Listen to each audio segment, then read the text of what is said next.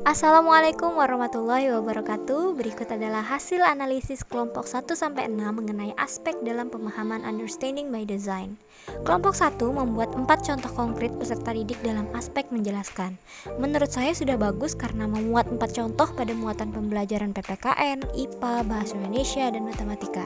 Contoh konkret yang dibuat juga sudah mengandung aspek menjelaskan karena sesuai dengan teori bahwa peserta didik mampu menjelaskan dengan memberikan fenomena-fenomena, fakta, dan data yang dibenarkan dan sistematis serta membuat koneksi yang mendalam dan memberikan contoh atau ilustrasi yang menerangi. Kemudian kelompok 2 membuat satu contoh konkret peserta didik dalam aspek menafsirkan. Menurut saya sudah bagus karena sesuai dengan teori bahwa dalam menafsirkan, peserta didik memberikan dimensi pribadi yang terbuka untuk menjelaskan ide dan peristiwa. Namun dalam pembuatan kalimat mungkin bisa lebih sederhana saja, langsung menuliskan contoh konkretnya seperti apa.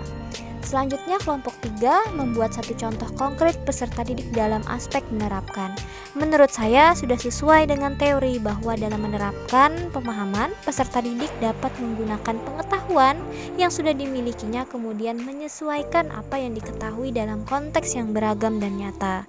Selanjutnya kelompok 4 membuat satu contoh konkret peserta didik dalam aspek memahami perspektif. Menurut saya sudah bagus diberikan contoh melalui praktik dalam pembelajaran matematika, yaitu mengukur berat badan menggunakan alat ukur. Melalui pembelajaran praktik ini, peserta didik tertarik untuk belajar karena pembelajaran bersifat menyenangkan dan mengubah perspektif yang dimilikinya. Sesuai dengan teori, peserta didik memiliki perspektif apabila ia mampu melihat dan mendengar dari berbagai sudut pandang yang kritis dan melihat gambaran umumnya. Namun kalimatnya mungkin bisa dibuat lebih sederhana, langsung menunjukkan contoh konkretnya saja seperti apa. Selanjutnya yang kelompok 5 itu membuat satu contoh konkret peserta didik dalam aspek berempati. Menurut saya sudah cukup jelas contoh konkret peserta didik dalam berempati, misalnya menjenguk teman yang sakit. Sudah sesuai dengan teori bahwa peserta didik berempati apabila memiliki persepsi secara sensitif berdasarkan pengalaman langsung. Tapi mungkin contoh konkretnya akan lebih bagus lagi apabila diintegrasikan langsung terkait dengan pembelajaran yang ada di kelas. Dan yang terakhir kelompok 6 membuat satu contoh konkret peserta didik dalam aspek memiliki pengetahuan diri. Menurut saya contoh yang diberikan juga sudah tepat bahwa peserta didik memiliki pengetahuan diri melalui menceritakan kembali pengalamannya kepada teman-temannya.